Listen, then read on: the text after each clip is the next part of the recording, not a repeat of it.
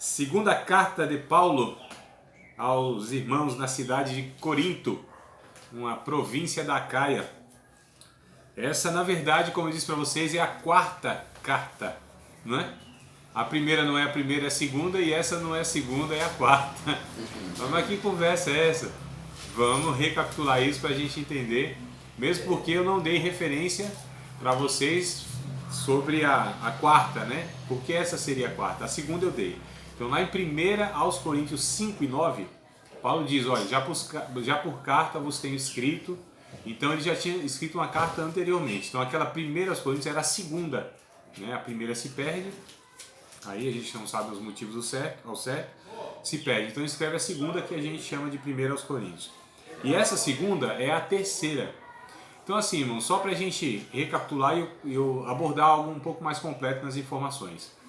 Paulo, ele funda essa igreja. Lá em Atos, capítulo 18, mostra que Paulo vai na cidade de Corinto e prega o evangelho, ganha pessoas para Cristo, aquela coisa toda. Ele fazia de cidade em cidade.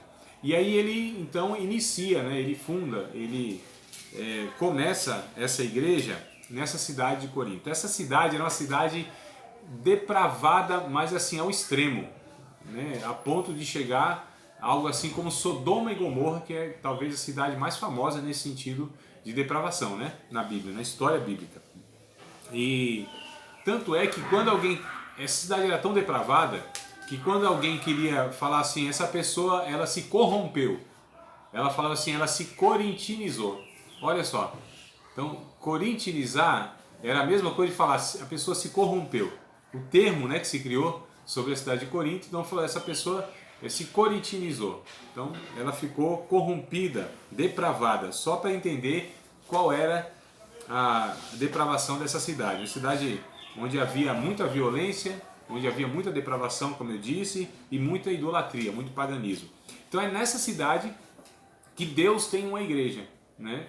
Então é até natural que a membresia seja uma membresia muito complicada, porque precisava de discipulado, precisava serem transformados mesmo.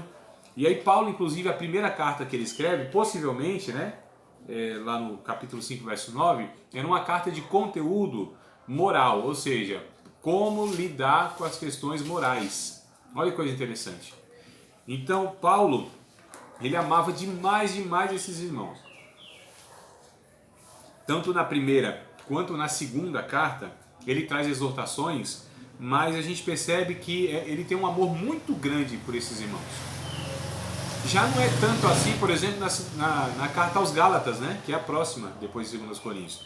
Gálatas já é um negócio mais duro no sentido doutrinário, então doutrinariamente Paulo não era tão tolerante, porque ele sabia que a doutrina, ela sendo ferida, a doutrina, né? Ou seja, ensinando heresias, aquele povo podia se perder para o resto da vida. E o evangelho de Jesus ia ser distorcido, como ele disse em Gálatas, se um anjo do céu pregar para vocês ou nós mesmos, seja considerado amaldiçoado. Olha, que coisa interessante. Agora, na questão moral, é natural, inclusive, numa cidade como essa, ou no próprio ser humano, que encontra o evangelho, esse ser humano depravado, que ele tenha dificuldades e que precise de fato ser trabalhado no sentido da santificação. Esse é um processo que leva, inclusive, o resto da vida, né, irmãos? Uns mais, outros menos, uns de uma forma, outros de outra. Então a questão moral, ela, pela Bíblia, ou na ótica de Paulo, não é que era tolerada, é que era entendida como um processo a ser desfeito pelo Evangelho e santificar essa pessoa. Então um processo resto da vida. Agora a heresia, Paulo já era muito duro mesmo, né? Era mesmo um teólogo duro. Agora, nas questões morais, ele era o pastor sensível que pastoreava. É bem interessante a gente entender esses aspectos aí da vida e do ministério de Paulo. Então, como eu disse, ele amava demais esses irmãos, eram irmãos muito complicados, aqueles irmãos mesmo carnais, como ele chama, vocês são carnais, são imaturos, vocês são meninos em Cristo, eu não posso criar vocês com sólido alimento e tal. Então, nesse cenário é que tem essa igreja de Corinto. Então, na primeira carta ele escreve, essa carta me parece que não tem tanto resultado assim, obrigado, meu irmão. Não tem tanto resultado assim. E aí o que acontece? Ele escreve então a segunda carta, que é a primeira, também para corrigir uma série de comportamentos, né? Então, vários comportamentos sociais, tanto na igreja, litúrgico, é muito complicado. Ele põe em ordem o negócio e tenta pôr em ordem. E aí parece que deu resultado, mas por um tempo só. Depois veio mais complicações. E aí Paulo vai fazer a visita pessoalmente. Nessa visita dele, pessoalmente, ele é mal recebido, ele é quase que enxotado por muitos irmãos lá na cidade de Corinto, né? E aí ele escreve a terceira carta, que é a carta chamada de a carta severa, a carta muito dura mesmo, né? Seria a terceira. Capítulo 2 de 2 Coríntios, vamos lá? Capítulo 2, verso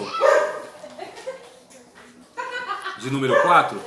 Capítulo 2, verso 4 e verso 9. Capítulo 2, não, desculpa, capítulo 4, tá? Falei capítulo 2, não, capítulo 4. Deixa eu ver se é isso mesmo. Desculpa, é 2 mesmo. Tô aqui ruim da referência. Não, volto a falar, decide aí, André. Capítulo 2, verso 4, tá? Depois do 4 a gente vai ler o 9. Então, capítulo 2 mesmo, ó.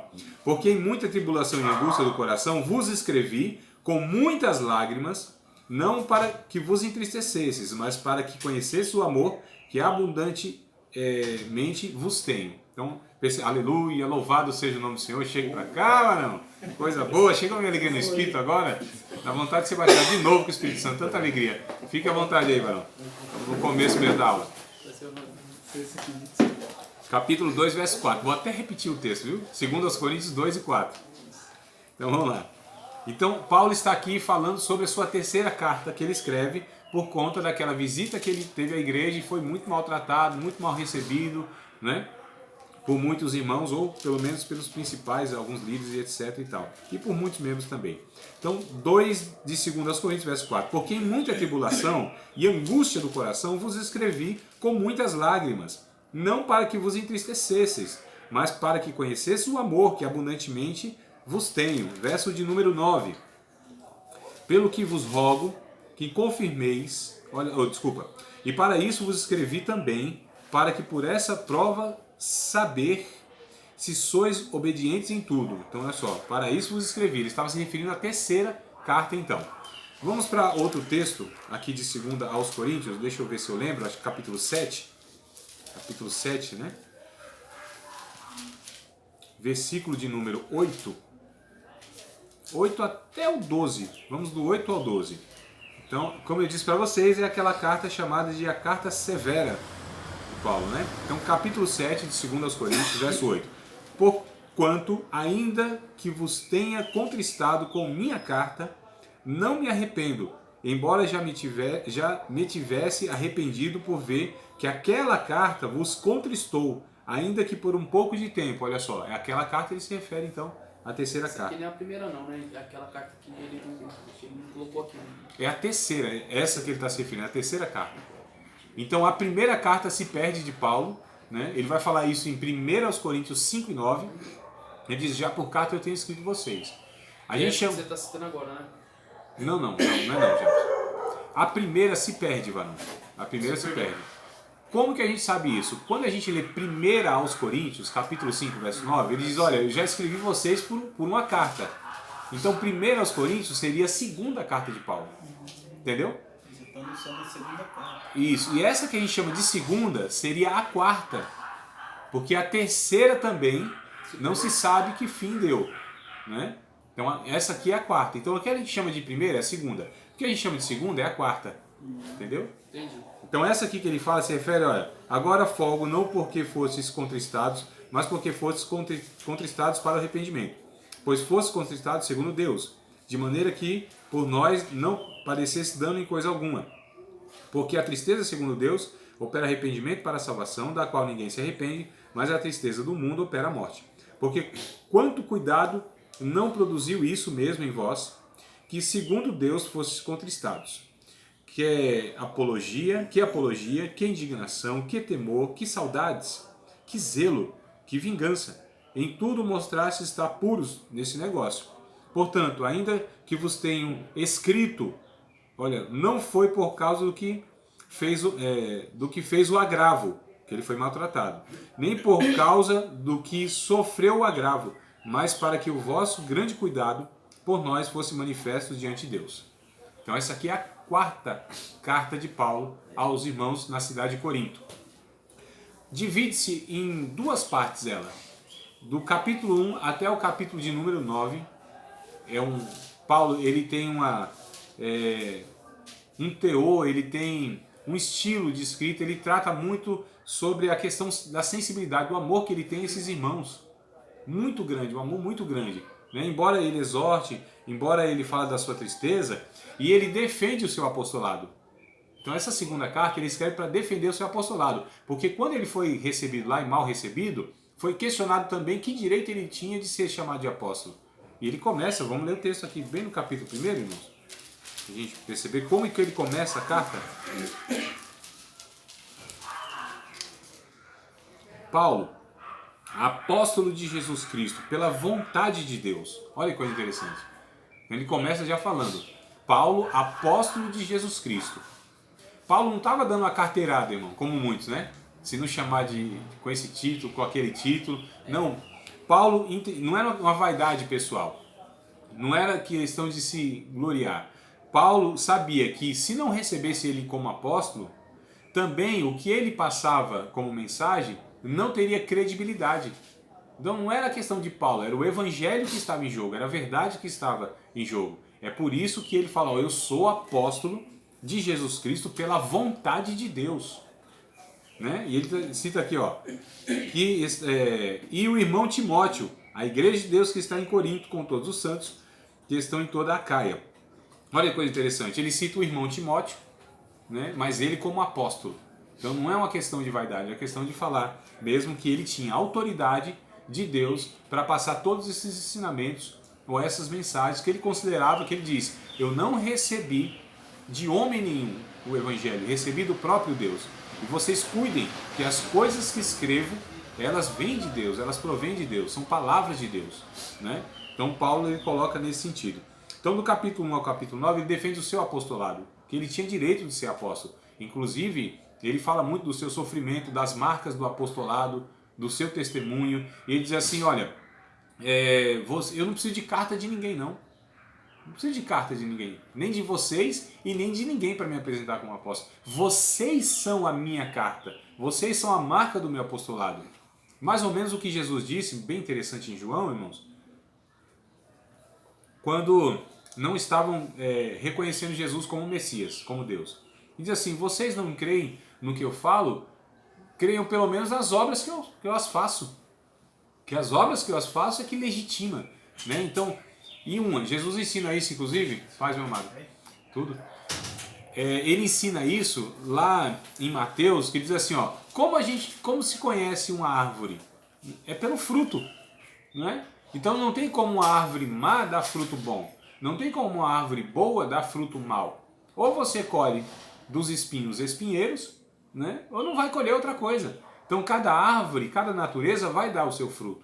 Então, amados, já fica aí uma lição, entre outras mais, e tantas outras que tem nessas cartas, né, de Paulo, não só essas duas aqui, mas em todas elas, já fica para nós um ensino. Que ensino é esse? Irmãos, nós precisamos avaliar as pessoas pelo fruto, não é pelos feitos.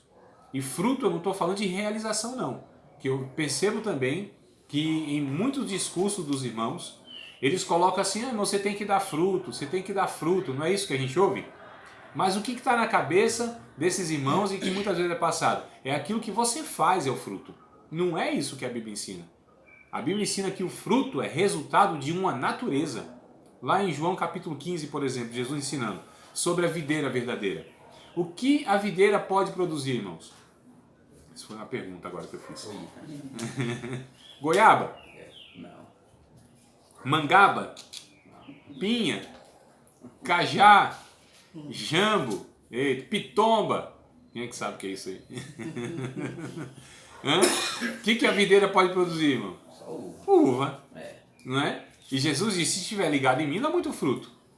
Vai dar muito fruto, se estiver ligado em mim. Mas não é aquilo que a gente faz, irmãos. É aquilo que nós somos no caráter. Fruto, ele não é imitado. Fruto não pode se imitar fruto. Se imita dom. E dom não quer dizer muita coisa da aprovação de Deus na vida de ninguém. A gente vê aqui em 1 Coríntios.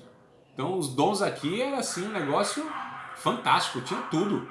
Os cultos eram chamados, como a gente chama hoje, culto pentecostal. Era a profecia para todo lado, línguas estranhas para todo lado, um monte de gente sendo curada, dom daqui, dom dali, o poder, entre aspas, né, caía, aquela coisa toda. Só que Paulo diz, vocês são todos carnais, vocês são imaturos, vocês andam segundo os gentios, vocês têm pecados que nem entre os pagãos a gente encontra esses pecados.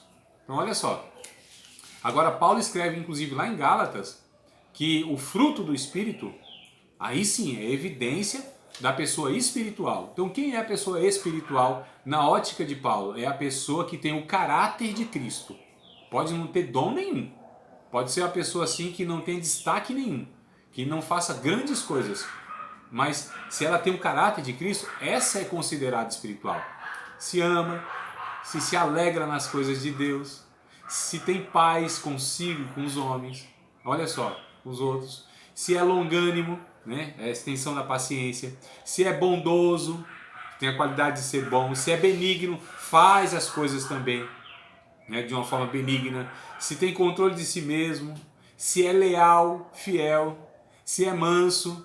Essa pessoa que tem essas características, então na ótica de Paulo, na ótica de Deus, essas pessoas são consideradas espirituais. Pode não pregar, não cantar, não profetizar, não falar línguas estranhas. Pode não ter tudo isso que a gente avalia ser espiritual, né? A nossa avaliação é equivocada. Na ótica da Bíblia ela é errada, porque a gente mede as pessoas pelo que elas fazem, e pelo que elas demonstram e também por aquilo que Deus usa, ou por meio dessas pessoas o que Deus faz. E a gente julga, então essa é espiritual, mas não é esse critério que a Bíblia ensina. A Bíblia ensina que quem tem o caráter de Cristo, então tem que ter esse fruto. Então, o fruto é resultado do caráter, não é do feito, né? E aí a gente percebe então que Paulo diz assim, olha, vocês são a marca do meu apostolado. Como eu trato vocês, como eu lido com vocês, o meu sacrifício, a minha entrada e a minha saída no meio de vocês, o meu sofrimento por causa de vocês. Então Paulo aqui, irmão, ele se mostra como aquele que ama. 1 Coríntios, lembra capítulo 13? Que Paulo ele dá uma pausa do capítulo 12 para o 14. O 12 fala dos dons e o 14 organiza esses dons da liturgia. Só que o 13 no meio lá ele fala, ó, se não tiver amor não adianta nada disso. Então a marca de Paulo na carta aos Coríntios é o amor. Do capítulo 1 até o capítulo 9. O capítulo 10 aí ele já combate as heresias de novo, falsos apóstolos, inclusive, que ele diz, né? A partir do capítulo 10, capítulo 11 que vai dizer lá, olha, até Satanás se transfigura também em anjo de luz, não é muito admirado que os seus ministros se transpareçam, mostrem como ministros de justiça, e eu tenho um zelo muito grande de vocês, e temo que Satanás com a sua astúcia engane vocês como enganou a mulher lá no Éden, e vocês se apartem da simplicidade que há em Cristo Jesus. E ele começa a falar então, irmão, sobre essa realidade dos falsos ensinos.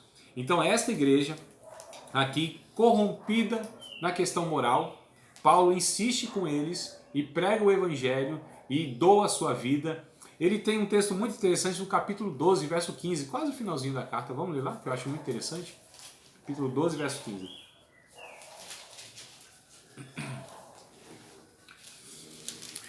Gastarei e deixarei-me gastar por amor das vossas almas, ainda que amando a cada dia mais seja menos amado. Olha só, irmão. Gastarei e deixarei gastar por amor de vós, ainda que eu amando a cada vez mais vocês, eu seja menos amado. Olha que coisa linda. Esse é o coração do pastor, né?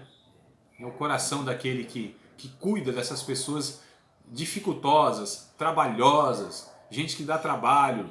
Então tem gente que acha assim que, não, mas rapaz, se o pastor for bom, a igreja vai ser uma bênção. E Paulo não era um bom pastor? Paulo não se dedicava, não ensinava, não se dedicava àqueles irmãos, não aconselhava. Olha só, não tem garantia nenhuma, irmão.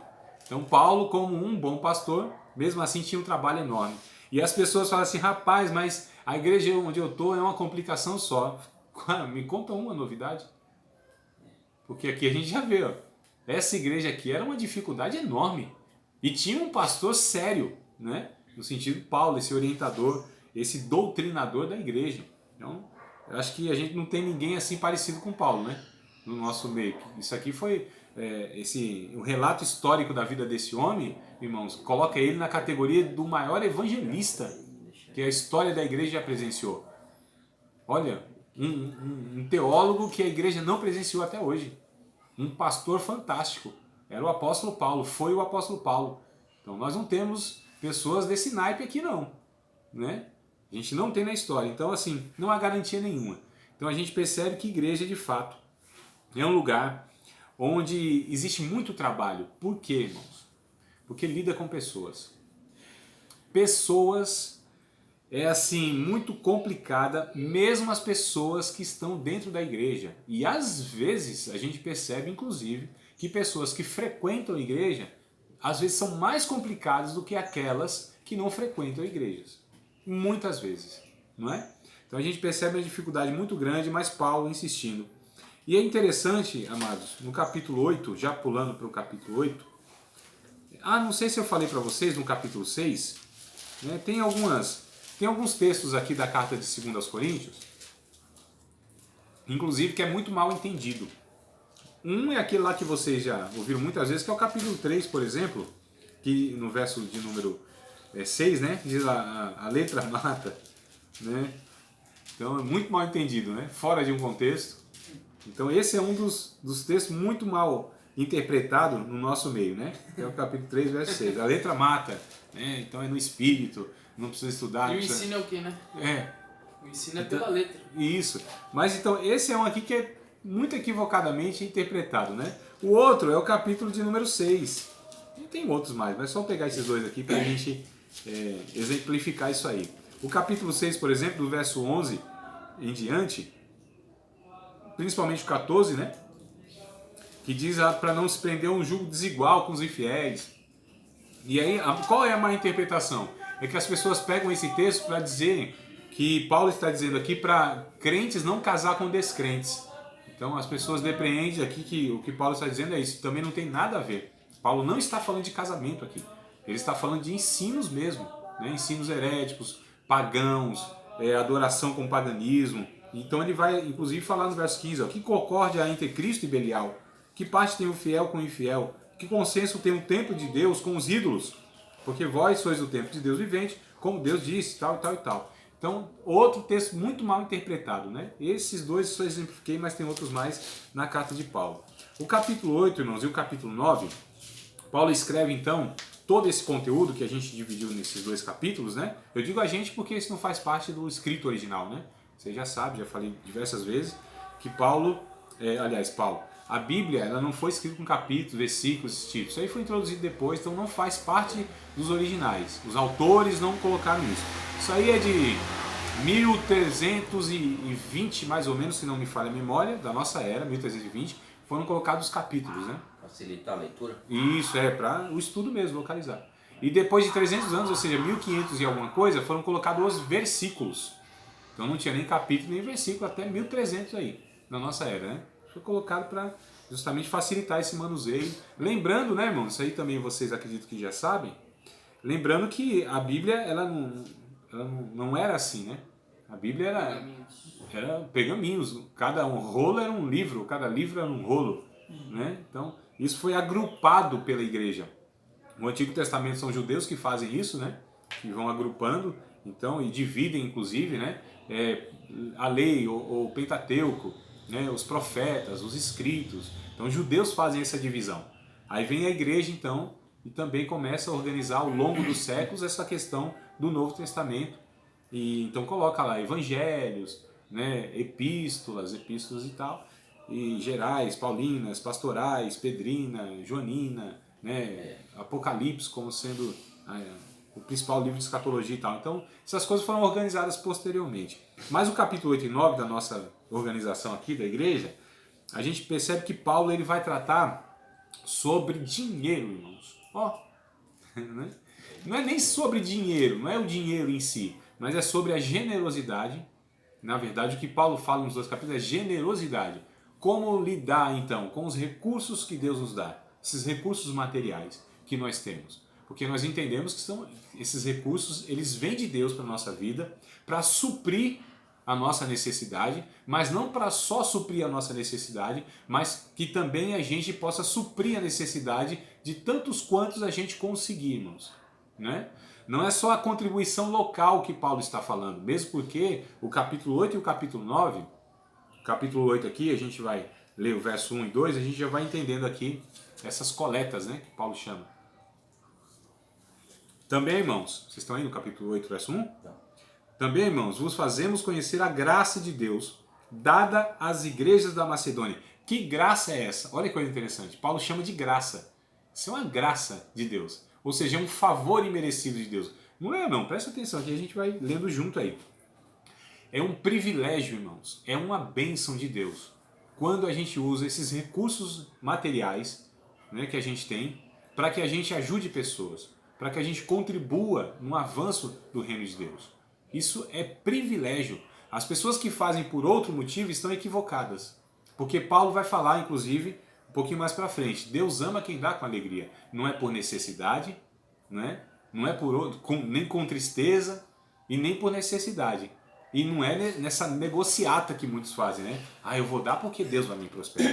Ah, se eu não der, Deus vai cortar a bênção. Né? O devorador vai entrar. Então, são equívocos que a Bíblia não ensina, irmãos. Isso é tudo conversa e loucura dessas pessoas que querem ensinar essas coisas. A contribuição financeira, a generosidade. A Bíblia nos ensina que a gente tem que ver isso como um privilégio. Deus nos deu um privilégio enorme de pegar esses recursos que Ele nos deu e administrar isso de uma maneira a abençoar pessoas. Paulo vai dizer isso lá em Atos dos Apóstolos, capítulo de número 23, acho que é verso 7 ou verso 8, me ajudem aí na referência, acho que é 23 e 8, ou 7 e 8. Capítulo 23 de Atos, ou é verso 7 ou é verso 8, acho que é o 8. Que ele vai dizer assim, como disse o nosso Senhor Jesus, né, ou lembrando as palavras do Senhor Jesus, mas bem-aventurança é dar do que receber. É 23 e 7? Veja aí. Não? 23 e 7 ou 8? Nenhum nem outro, irmãos? Não. Me ajudem aí. Quando eu falar 23, vocês entendam, é 20, tá? Ele não combinou isso, né? Capítulo 20.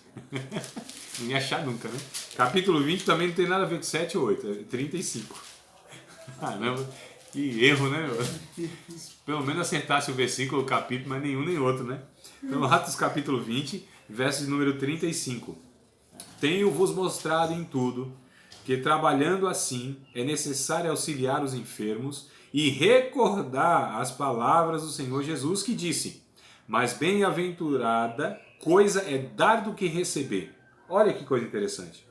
Então Paulo, ele já mostrando lá atrás que é uma bem-aventurança, é uma felicidade a generosidade, né?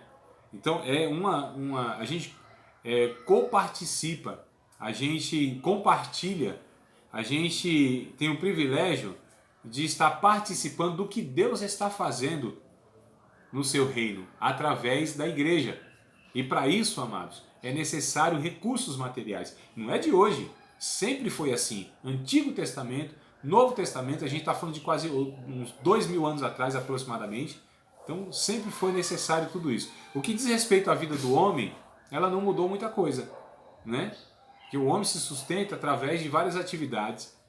Você tinha antes lá, que trocava, não era dinheiro, moeda, mas você trocava lá você plantava trigo, uma saca de trigo lá, você trocava lá por uma ovelhinha, né? Quem criava gado, trocava lá de repente para o cara que fazia tenda, e assim por diante. Então era de escambo que a gente chamava, né? Comércio de escambo, ou seja, hoje a gente chama de trocar serviços. Então de repente eu sou um profissional de uma área, você é de outra, então assim, eu estou precisando do seu serviço, você é do meu. Então a gente troca. Né? Às vezes até a gente faz isso aqui, entre nós aqui, não sei se eu já fiz com os irmãos, mas às vezes, né, tem lá um aluno que é funileiro, amassou meu carro, aí ele vai lá, faz o serviço e abate na mensalidade, tá tudo certo. Né, irmão? Então é mais ou menos isso, né? Esse comércio por escambo que chama, né? Mas sempre houve uma moeda de troca, é isso que eu estou querendo dizer. Então Paulo ele vai ensinando essa questão financeira, irmãos, que é um problema na igreja. Ou você vai para um extremo, ou vai para outro extremo. Qual é um extremo? Muitas vezes de as pessoas ensinarem que se elas derem, Deus vai abençoar sobremaneira por causa daquilo. E isso não é ensino bíblico. Não é? Isso, senão seria uma barganha. Não, amados. Deus abençoa independente da minha atitude, da minha ação. O que acontece é que eu sou privilegiado por contribuir. Eu exercito a generosidade. Eu refreio em mim o egoísmo, a avareza, né? Então, na verdade, quando eu contribuo financeiramente, eu estou sendo muito mais abençoado do que qualquer outra pessoa. Muito mais. Porque em mim é refreado o pecado e é exercitado, no caso, a piedade, a generosidade. Olha que coisa boa, e as pessoas não percebem isso. Né? É uma bênção a gente contribuir financeiramente. Coisa boa. Aí alguns pensam assim, mas não é o 10%? Olha que coisa medíocre, mano. Olha que coisa pequena. Né? Paulo ele diz assim, cada um dá segundo a prosperidade que tem. Tanto quanto pode dar, o máximo possível. O 10% é um negócio muito pequeno para nós. Para nós que entendemos a generosidade. O Novo Testamento não fala de 10%. Né? Não.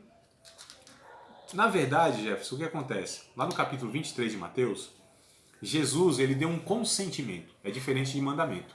Mandamento é que aquilo que de fato é imposto, né? O que Jesus fez foi consentir. Disse, quer fazer essas coisas? Dá o dízimo, do endro, do cominho, olha o que dava, né? Então do endro, do cominho, da hortelã. Então era de plantação mesmo, né? Jesus disse, faça essas coisas. Então ele consentiu, pode fazer. Não despreze o principal da lei, a justiça, a misericórdia. Olha só. Então ele diz, opa, essas coisas aqui são inferiores. O principal, né, o que eu quero que vocês façam é exercitar a misericórdia. Porque a pessoa ela pode dar lá seu 10% de migalha, do endro, do cominho, da hortelã. Ou, rapaz, Deus me abençoou, hoje eu trabalhei e ganhei R$55. Ah, vou dar, então, R$5,50 de dízimo. Né? É aquela, assim, o negócio é... Né? E quando, não, mas assim, e se me pagarem assim, R$55,55. E esses 55 centavos, como eu faço? Porque a gente não tem essa fração, né? De moeda. Acabou o negócio de 1 centavo, não tem mais. Não tem fração. Rapaz, para não correr o risco de eu dar menos, eu dou a mais, arredondo para mais. Que aí não tem perigo de eu errar. Olha a cabeça da lei de religioso. Percebe como funciona? Né? Então, como funciona a cabeça de um discípulo de Jesus? Rapaz, eu vou dar tudo quanto eu posso. O máximo possível. Não só para a igreja local. De repente eu vou em outra igreja. De repente eu estou numa atividade social e ali precisa, porque os religiosos contribuem na sua igreja. 10% também. Nem mais e nem menos. Não exercita a generosidade, irmãos. Né? E Paulo ensina isso. Tem que dar com alegria. Tem que entender, inclusive ó, no capítulo 8 que a gente está lendo, no verso 1, vamos continuar para a gente entender. Também, irmãos, vos fazemos conhecer a graça de Deus, dada às igrejas da Macedônia, como em muita prova de tribulação, houve abundância do seu gozo, da sua alegria, e como a sua profunda pobreza superabundou em riqueza da sua generosidade. Paulo está dizendo, esses irmãos que foram generosos, eles eram miseráveis, no sentido financeiro, eram muito, mas muito pobres. Eles não eram pobres. Pobre é uma coisa, esses irmãos eram mais do que pobres, eles eram miseráveis. Paulo vai dizer assim, ó, profunda pobreza. Não era pobreza só. Eles eram profundamente pobres, miseráveis, irmão. Eles não tinham recurso nem para eles mesmos. Verso número 3. Porque segundo o seu poder, olha o que eles podiam, e Paulo disse, eu mesmo testifico, e ainda acima do seu poder, deram voluntariamente. Olha que coisa interessante. Paulo, eu testifico que eles não tinham para dar aquilo. E eles deram acima do que eles puderam, de uma forma voluntária. Vamos continuar lendo, verso 4. Pedindo-nos, ou seja, esses irmãos que pediram. E hoje assim, são os pastores que pedem, né? Para contribuir. Não, esses irmãos pediram como se fosse... Pastor, deixa a gente contribuir, por favor, pelo amor de Deus. E Paulo diz assim, ó, pedindo-nos com muitos rogos. Uma petição assim, rogando mesmo, implorando. Né? Deixa a gente participar dessa graça e a comunicação desse serviço que se fazia para com os santos. Quando esses irmãos da Macedônia ficaram sabendo que Paulo estava fazendo a coleta para enviar lá para os irmãos que estavam passando fome em Jerusalém, Esses irmãos ficaram sabendo e falaram, Paulo, pelo amor de Deus, deixa a gente participar disso também. E Paulo disse assim, mas vocês são muito pobres, vocês não têm nem para vocês, eu testifico que vocês não têm. Vocês vão dar acima do que vocês podem? Pelo amor de Deus, Paulo, não priva a gente disso. Pelo amor de Deus, deixa a gente participar a essa graça. Olha só, irmãos, e essa comunicação e esse serviço, não priva a gente desse privilégio, Paulo. Verso 5. E não somente fizeram como nós esperávamos, mas também a si mesmos se deram primeiramente ao Senhor e depois a nós pela vontade de Deus. Não é que eles deram, eles se deram a Deus. Olha que coisa linda, irmãos. Verso número 6. De maneira que exortamos a Tito que, assim como antes tinha começado, assim também acabe essa graça. Portanto, assim como em tudo sois abundantes na fé, na palavra e na vossa caridade para conosco, assim também abundeis nessa graça. Olha só, então esses irmãos, eles já eram, né, gente de fé, eles exemplos na palavra, abundantes, né, em tudo isso. No conhecimento, esses irmãos também eram abundantes, com todo o cuidado, o verso 7 diz, né, na caridade e tudo mais. Mas eles também queriam ser abundantes nessa questão da generosidade. Verso 8. Não digo isso como quem manda, mas para provar pela diligência dos outros a sinceridade da vossa caridade. Olha que coisa linda, irmãos. Então Paulo aqui, ele vai traçando o perfil desses irmãos. O capítulo 9, né, ele continua. Capítulo 9, verso 1. Quanto à administração que se faz a favor dos santos, não necessito escrever-vos, porque bem sei a prontidão do vosso ânimo, da qual me glorio de vós, para com os macedônios, que a Acaia está pronta desde o ano passado e o vosso zelo tem estimulado a muitos. O exemplo, o entusiasmo, o desejo desses irmãos de ajudarem, sabe quem? Uma igreja que não era sua. Né? Vai hoje de repente, irmão, vamos ajudar uma igreja de outra denominação assim, vamos fazer uma coleta aqui, os irmãos contribuem? Se vira.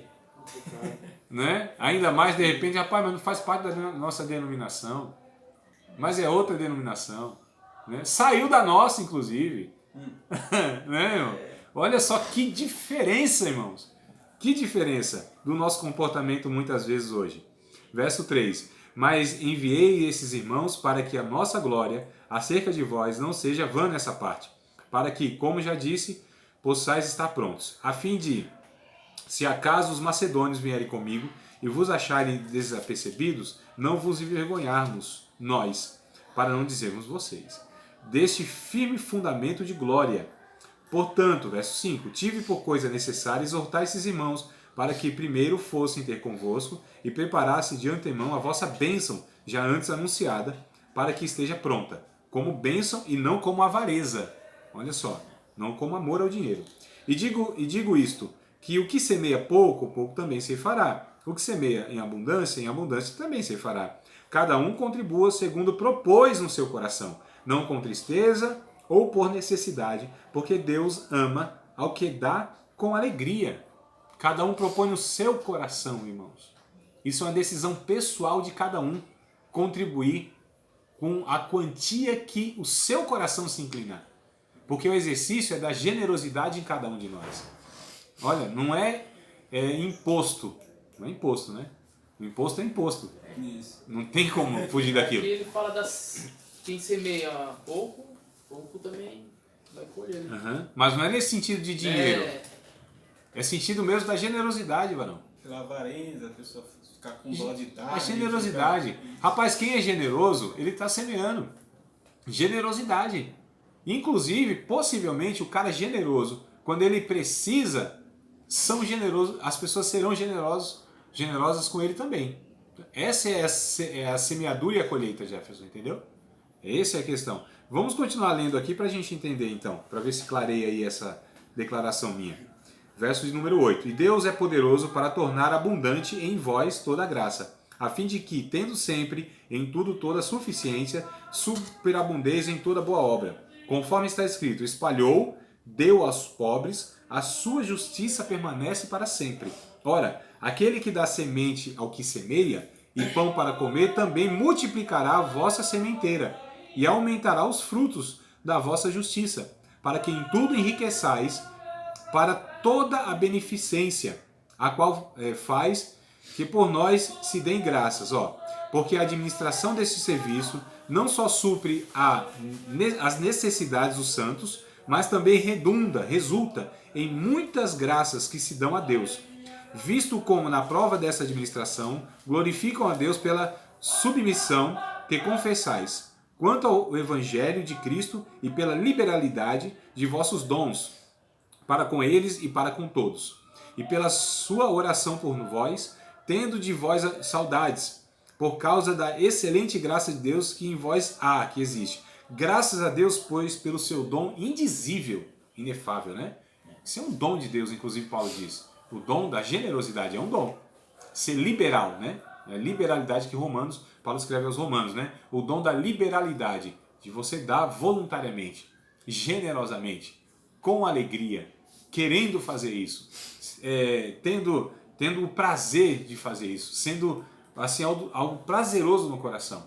Então essa é a ideia. Porque o que se passa muitas vezes hoje em igrejas evangélicas que eu vejo, vocês sabem muito bem do que eu estou falando, é que é quase um investimento bancário, não é não? Você depositou 1 aqui e colhe 100 aqui. É 1 por 100. Né? Esse é um investimento que não existe em nenhum lugar do mundo. Nem nas melhores bolsas de valores, nem nada. Né? Nem Bitcoin, nem... Então, assim, esse ensino que você dá porque quer receber, irmãos, isso é o interesse, isso é egoísmo, isso é ganância. É justamente o contrário que a Bíblia ensina. É isso que a gente precisa combater e muitas vezes é incentivado em cima dos púlpitos. Então, estão despregando o que a Bíblia ensina quando falam a respeito de dinheiro nesses sentidos aí, né? E as pessoas falam assim, tem uns que chegam ao absurdo de dizer que crente que não dá dízimo não será salvo. Olha que heresia, irmão. É uma heresia, assim, das brabas, não é? Vocês nunca ouviram um negócio desse, assim? Né? Se você não dá dízimo, você é infiel e não sei o que. Não, amados. Então a pessoa vai dar dízimo porque se não der, é sempre a questão assim, eu dou porque senão eu vou ser punido. A motivação é errada. Né? A gente tem que exercitar a gente tem que ensinar a generosidade, a liberalidade, o desapego ao dinheiro e mostrar que isso é uma bênção de Deus. A bênção de Deus é porque eu vou receber? Não, irmão. A bênção de Deus é porque eu não retenho para mim, senão eu me torno um egoísta, um mesquinho, né? Uma pessoa avarenta.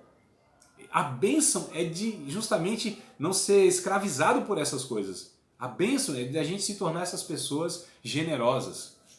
Essas pessoas que têm alegria de ajudar as outras pessoas.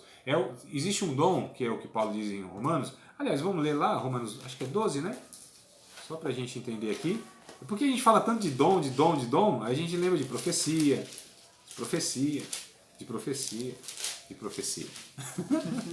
de cura. Esses dons, né, que a gente entende que são dons, e são mesmo. Mas tem outros mais ainda, irmãos, que também são chamados de dons e são dons. Capítulo de número 12, verso de número 6, existem algumas listas dos dons que Paulo e Pedro também. Mas só se vocês quiserem anotar, a título de curiosidade, né, e depois, lógico, pesquisar, não é para ler agora, só para anotar. Então, se vocês quiserem, Romanos, aqui a gente começa capítulo 12, verso 6 ou 8, só anotem, tá? Romanos capítulo 12, versos 6 ao 8. Tem também 1 aos Coríntios, capítulo de número 12, versículo de número 8 ao 10. Então, 1 aos Coríntios, é a segunda lista. 1 aos Coríntios, capítulo 12, verso 8 ao 10. A terceira passagem que tem de dons. 1 aos Coríntios também, capítulo 12 também, verso 28. Outra listinha lá de dons. Efésios, capítulo de número 4, versículo de número 11. Está aí a quarta lista dos dons, ou de dons. E aí 1 Pedro, capítulo de número 4,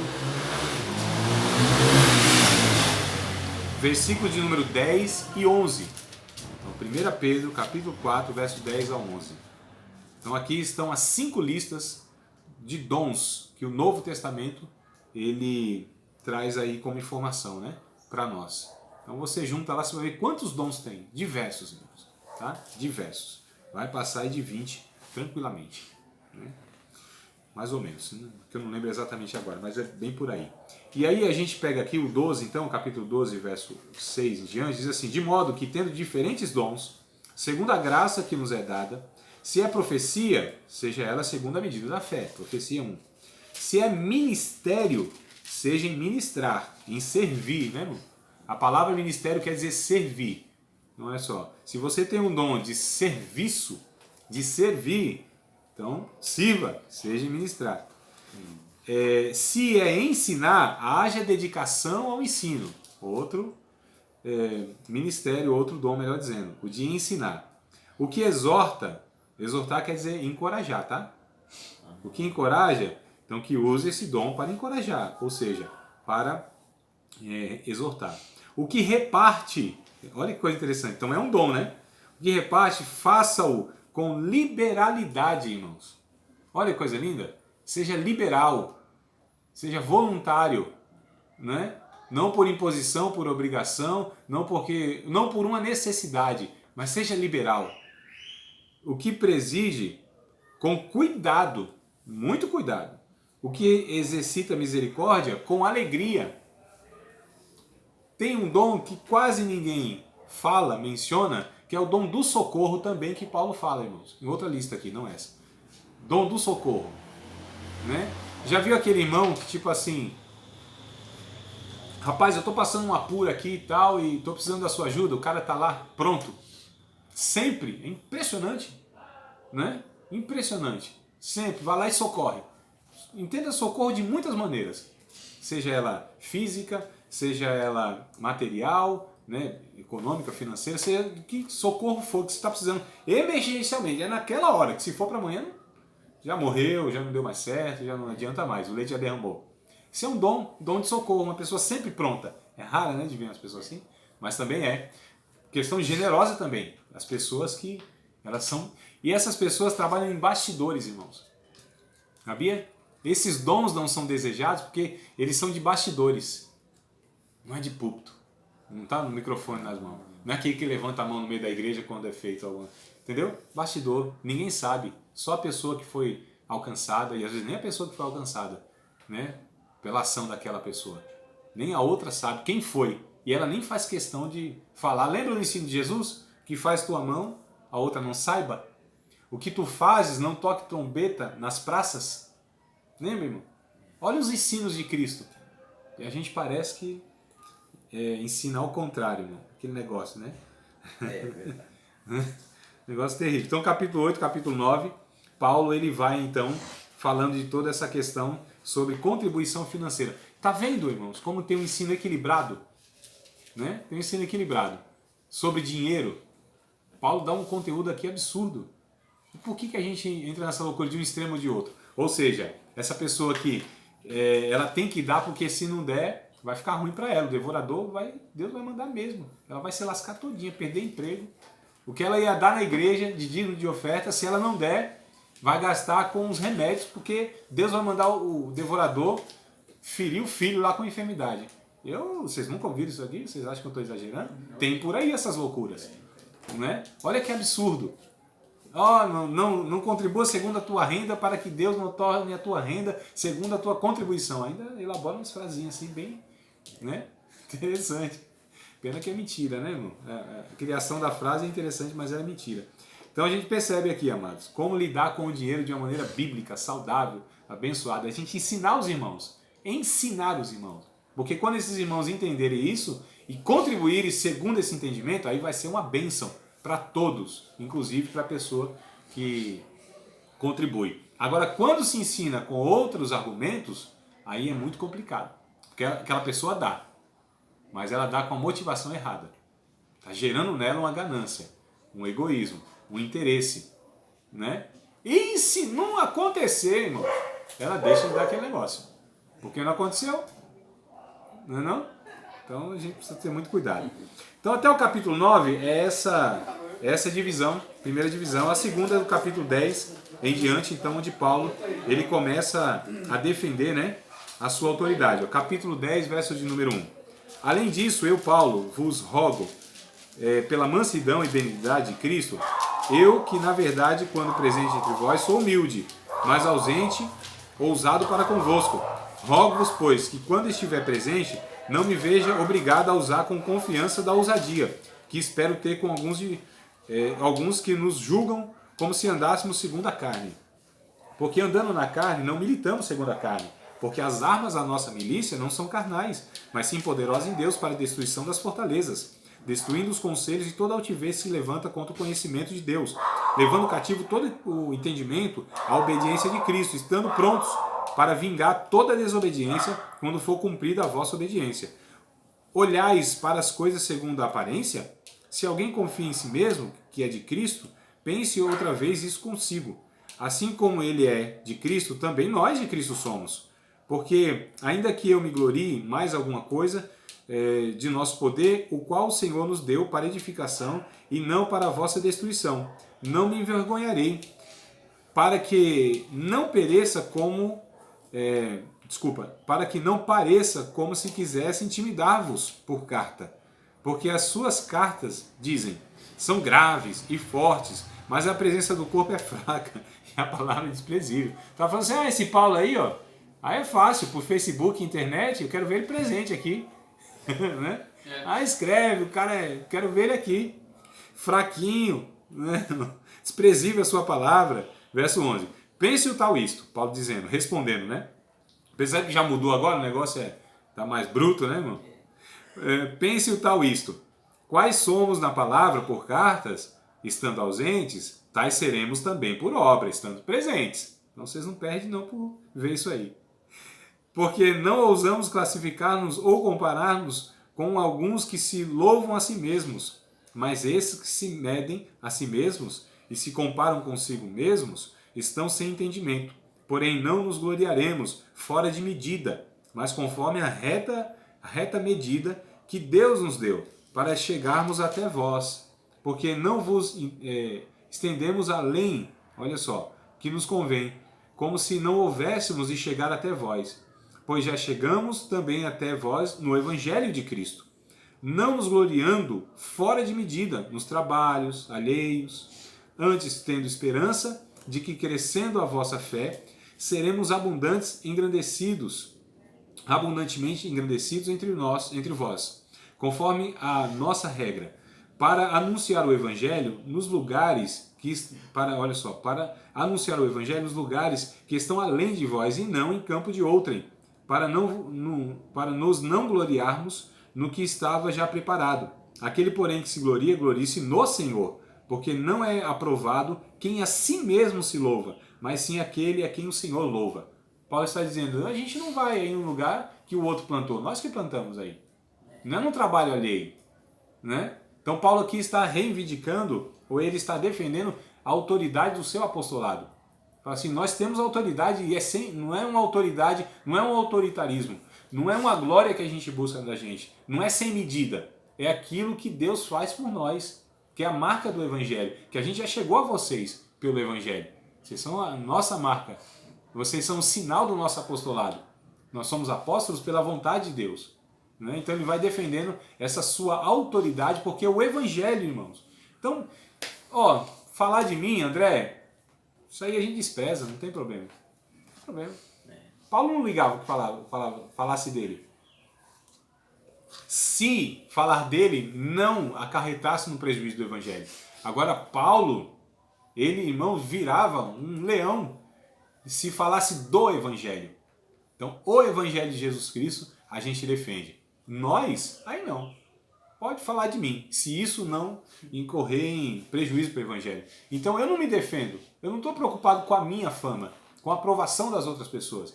A minha preocupação deve ser o Evangelho de Jesus Cristo. Aí Paulo matava e morria, figuradamente falando, né? Que ele não matava, mas morria. Então tem pessoas tão preocupadas com a sua reputação, com o seu ministério. Né, irmão? Seu ministério parece estar acima da salvação, acima de tudo. Não, irmãos. É o nome de Jesus que tem que ser zelado. É o Evangelho de Jesus Cristo. É a verdade do Evangelho. As pessoas vão falar mal da gente.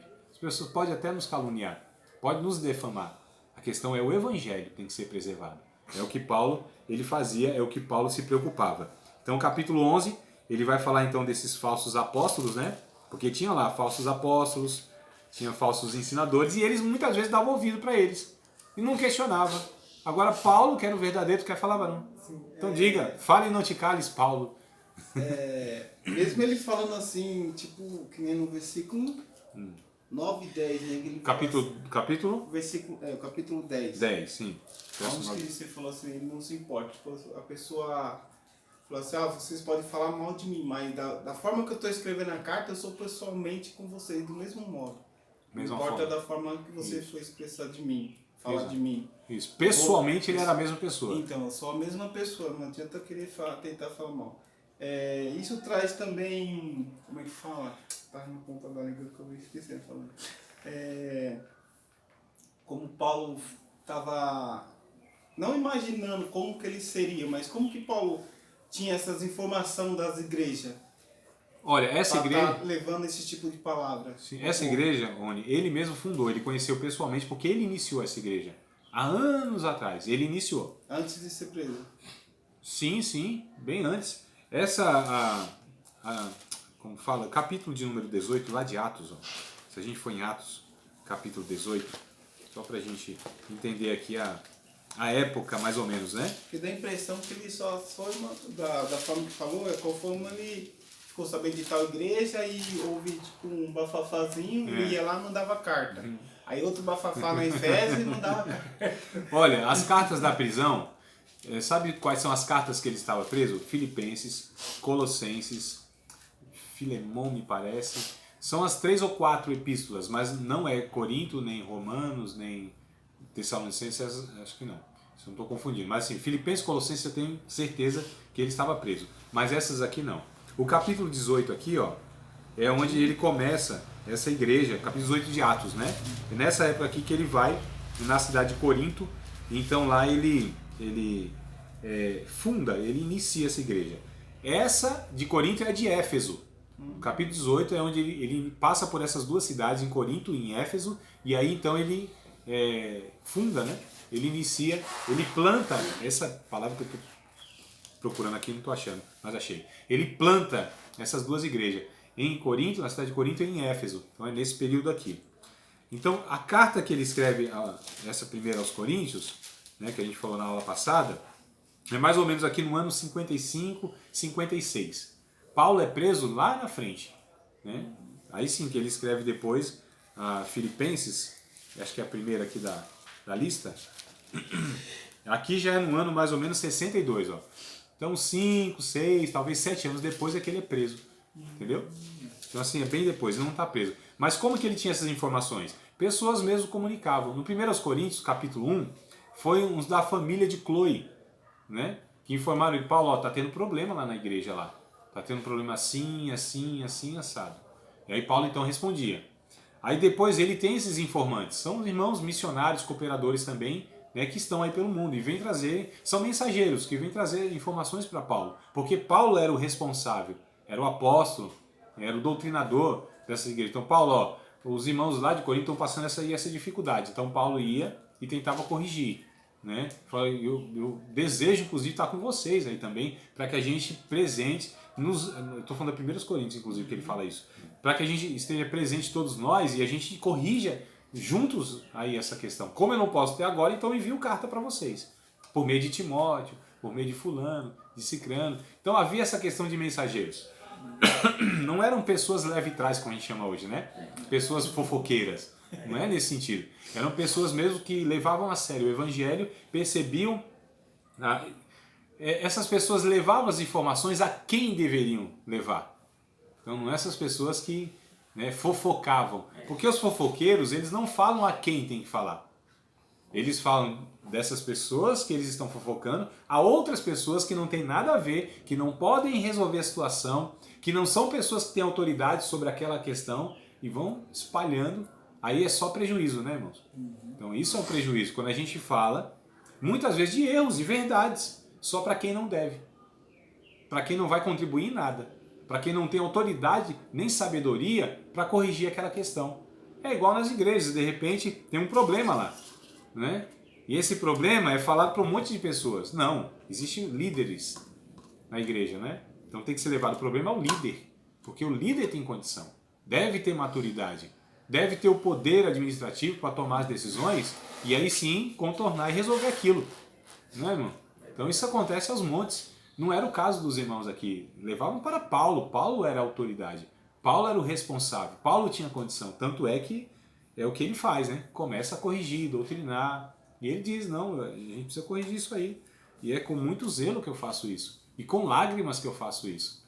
Então é bem interessante a gente entender que a liderança, inclusive, até no exemplo de Paulo, nos ensina, né? Ensina aos líderes de hoje, deveriam ensinar aos líderes de hoje, que quando se corrige alguma coisa, e o zelo não tem que ser muito grande pela doutrina, o zelo. Martinho Lutero disse assim, olha, a paz a todo custo, mas não negociando a doutrina. A gente deve manter a paz a todo custo, mas não negociando a doutrina, os ensinos, porque o ensino, ele pode levar a pessoa à perdição, sim, ou falso ensino, né? Questões morais são graves também, lógico, é preciso ser trabalhado isso. Mas assim, o ensino herético, ele é muito pior, irmão. O que ensina a heresia é muito pior daquele que comete um adultério. Olha só, por exemplo, né? Que de repente tem uma falha de caráter. É muito mais grave o que ensina heresia. Porque quem ensina heresia está enganando a pessoa, dizendo que aquilo é correto, mas desviando ela do evangelho e levando ela para a perdição eterna. Como é grave, irmão. Como é muito grave. E muitas vezes, infelizmente, as igrejas elas dão muito mais peso a falhas morais do que falhas doutrinárias. Não é? Via de regra, é o que a gente vê. O peso é muito grande para uma falha moral, para um vacilo, para um pecado moral. E a doutrina, não é tão grave assim. Mais ou menos, a gente lida assim como sendo quase que... Não é tão grave desse jeito. Agora, o pecado moral aí coloca o cara no inferno. E é o contrário que a Bíblia mostra pra gente. Todos os pecados devem ser tratados. Todos os pecados devem ser vistos como importantes serem resolvidos, né? Agora, o pecado, irmão, de heresia, aí é gravíssimo, porque mina o corpo de Cristo, né? Isso destrói a verdade de Deus, ou vai minando, corrompendo a verdade de Deus. Então, assim, é muito sério. Uma igreja, acima de um líder, que ele tenha a sua conduta moral, ele deve ser um cara saudável doutrinariamente. Tem, lógico, reunir tudo isso. Não é que eu estou dizendo que é outra coisa, não, então a gente não liga. Não, tudo isso. Só que se a gente der muito peso a uma questão moral e esquecer da questão doutrinária, irmãos, isso aqui tem um prejuízo absurdo. E a questão da moral, né? Estou falando de pecados morais mesmo, né? Eles são mais percebidos e vistos. Agora, o falso ensino, ele vem assim de uma maneira oculta. Quase ninguém identifica. Ele vai ali sorrateiramente, né? Devagarzinho entrando, corrompe aquelas pessoas. Formatam nela uma cabeça que é uma cabeça difícil de ser contornada, porque entrou o ensino lá. Meu Deus do céu, eu tô há 19 anos, um pouquinho mais, estudando a palavra de Deus e ensinando a palavra de Deus. Um pouco mais de 19, 20 anos aproximadamente. Teologicamente falando, né? O ensino teológico sistemático, isso que a gente chama de teologia, eu estou há 12 para 13 anos. Irmãos, a dificuldade que eu tenho, a dificuldade que eu encontro de corrigir ensinos equivocados, e principalmente em pessoas que já são obreiros, gente que já ministra a palavra, líderes, pessoas que já estão há muitos anos na igreja. Como é difícil você desconstruir aquilo. Como é difícil. Que luta, irmãos. Eu fico me perguntando, meu Deus do céu, se essas pessoas que estão há muito tempo na igreja, que são líderes, que pregam, que aconselham, que ensinam, têm esses equívocos, meu Jesus amado, o que isso está produzindo, né? Porque as pessoas confiam naquela pessoa, pelas funções que ocupam. Tem microfone na mão, tem a vez de voz, né?